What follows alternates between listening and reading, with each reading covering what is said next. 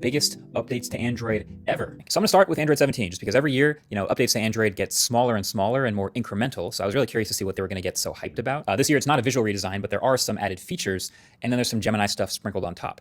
And spoiler alert, that's the stuff that they're so hyped about. That's the stuff that makes them say it's the biggest Android update ever.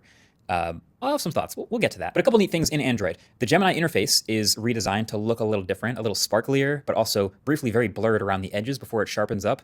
But it also says Concept UI, subject to change. So I guess I shouldn't go too hard on this just yet. Autofill will expand to be better by including information that it can parse from other Google services like Gmail, Wallet, Photos, etc. So it can already, put in your name and address and the classic stuff, phone number when it fills out forms. But let's say you're filling out a weird form that also is asking for your passport number for some reason.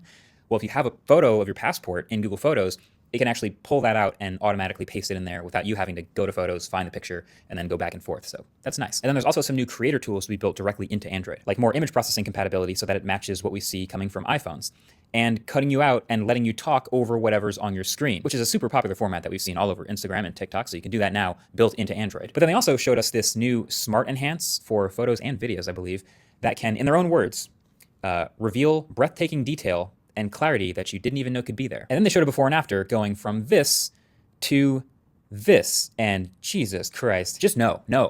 This, it looks worse. I'm telling you, it looks worse. And there's this new feature. There's this new digital well-being feature called Pause Point. And it's actually kind of interesting. This is basically when you go to open one of those apps, it'll pause you for a second and ask you, like, is this really what you want to do? Is this how you want to spend your time right now? It can even give you various prompts like taking a deep breath, or showing some different apps that you can open instead, or literally swipe through some custom photos to remind you to go touch some grass, along with showing how long you've already used this app today, which is hilarious.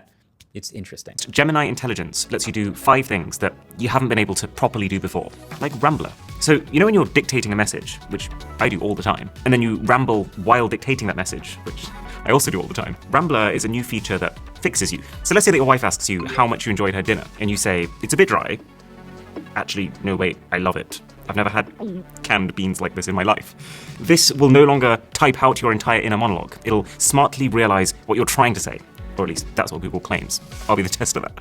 And it also means if you do accidentally tell your wife her food was dry, you can then say, 1, buy flowers, 2, buy chocolates, 3, eat the beans and nod. And your phone will realize by itself that you're describing a list and format that into one. And then you can say, swap the numbers for emoji. It'll get that. Or even, I guess, turn this whole message into Hindi, so she can't read it. If you found these tech comparisons helpful, don't forget to give this video a thumbs up and hit subscribe so you never miss our future tactics discussions.